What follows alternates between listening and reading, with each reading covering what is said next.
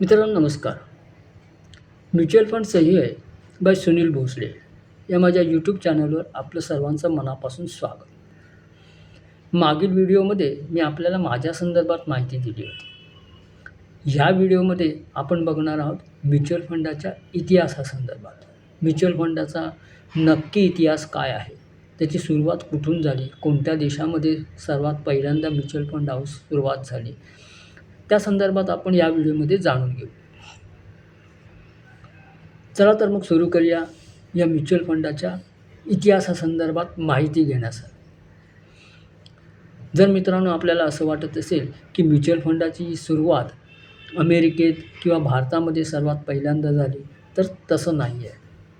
खरं सत्य तर हेच आहे की 250 वर्षापूर्वी युरोपमध्ये पहिल्यांदा म्युच्युअल फंडाची सुरुवात झाली. आणि या म्युच्युअल फंडाला सुरुवात करण्यामागे संकल्पना एवढीच होती की सर्वसामान्य जनतेच्या पैशाचं रक्षण करणं आणि तो पैसा वाढवणं किंवा त्याच्यामध्ये मोठा नफा मिळवणं हा नव्हता. तर सन 1774मध्ये नेदरलँड, ॲम्स्टरडॅम या सिटीमध्ये, या शहरामध्ये युरोपमध्ये सर्वात पहिल्यांदा म्युच्युअल फंडाची सुरुवात करण्यात आली. आणि या फंडाची स्थापना करणाऱ्या व्यक्तीचं नाव होतं ॲड्रियन व्हॅन केटविच. त्यांना अब्राहम व्हॅन केटविच या नावाने सुद्धा संबोधिलं जात होतं. त्या काळात मित्रांनो फक्त श्रीमंत लोकांनाच गुंतवणूक करण्याचे वेगवेगळे पर्याय माहिती होते आणि त्यामुळे त्यांचे पैसे ते सुरक्षितपणे गुंतवणूक करून वाढवत असत, नफा प्राप्त करत असत. पण सर्वसामान्य लोकांना याची कल्पना नव्हती की नक्की पैसे कुठे गुंतवावेत, म्हणजे ज्यांची जोखीम कमी होईल आणि त्यांचा पैसा दुप्पट होऊन त्यांना प्राप्त होईल. तर या संदर्भाची माहिती त्यांना नसल्याकारणाने ते कोणत्याही ठिकाणी पैसे गुंतवत असत आणि त्या पैशामध्ये त्यांना नुकसान होत असेल, लॉस होत असेल, ते पैसे त्यांचे डुबतच असत.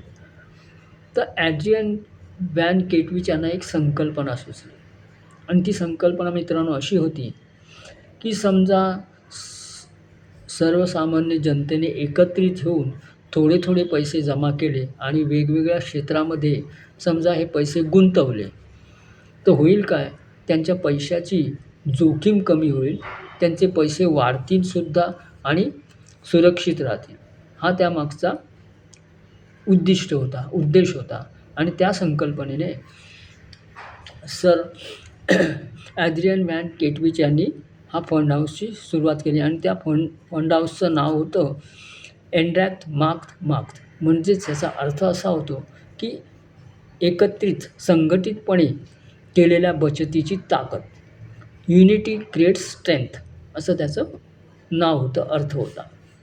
तर 1774मध्ये युरोपमध्ये याची सुरुवात करताना युरोप हे त्या काळात युरोपचं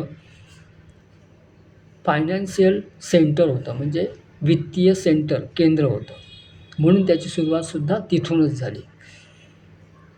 तर मित्रांनो हा होता जगभरातला इतिहास. आता आपण बोलूया भारतातल्या इतिहासासंदर्भात. भारतामध्ये म्युच्युअल फंडाची सर्वात पहिल्यांदा सुरुवात कुठे झाली आणि कोणी केली?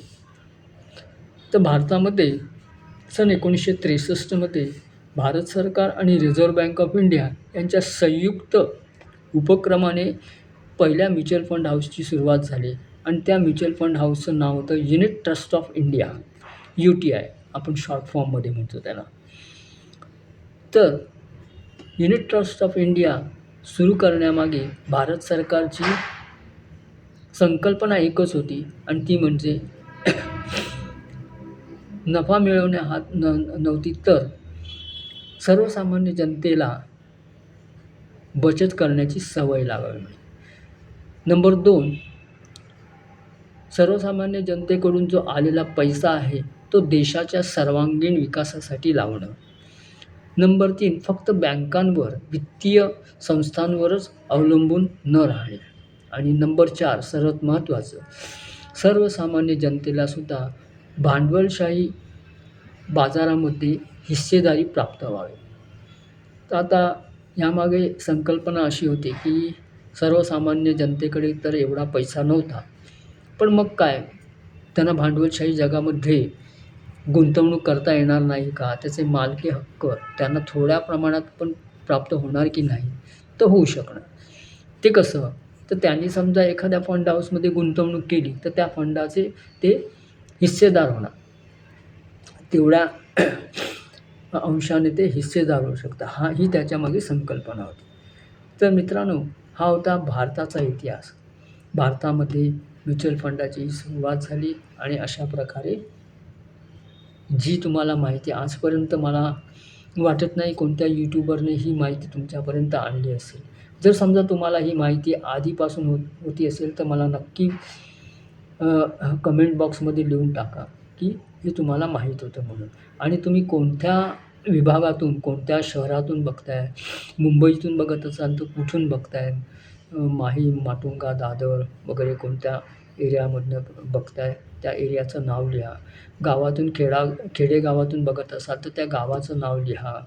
परदेशातून बघत असाल तर त्या परदेशाचं, तुमच्या देशाचं नाव लिहा. म्हणजे मला कळेल की तुम्ही हा माझा व्हिडिओ कोणत्या ठिकाणाहून बघताय. तसंच पुढच्या व्हिडिओमध्ये मी आपल्यासमोर नवीन विषय घेऊन येणार आहे आणि त्या विषयाचं नाव आहे, कोणता म्युच्युअल फंड हा सामान्य माणसासाठी आहे आणि कोणता फक्त नावापुरता आहे.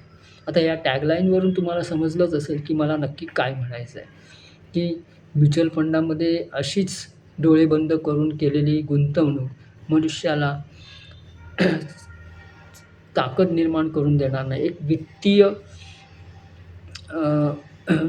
त्यांना फ्रीडम देणार नाही आणि ते फ्रीडम मिळवायचं असेल, ते स्वातंत्र्य मिळवायचं असेल, तर फंड निवड करतानाच तो योग्य रीतीने, योग्य सल्लागाराची संगनमत करून, त्याच्याशी सल्लामसलत करून फंड निवडून मग त्यात व्यवस्थित गुंतवणूक करावी. म्हणजेच त्याचा परिणाम हा होतो, की आपल्याला परतावा पण चांगला मिळतो आणि आपलं जे काय उद्दिष्ट आहे, आपलं जे काय गोल्स आहेत, ते पूर्ण करायला 100% 101% मदत होते. तर या विषयाचा व्हिडिओ घेऊन मी पुढच्या व्हिडिओमध्ये आपल्यासमोर येणार आहे. तोपर्यंत मी आपली आता रजा घेतो. नमस्कार. आपण आपली काळजी घ्यावी.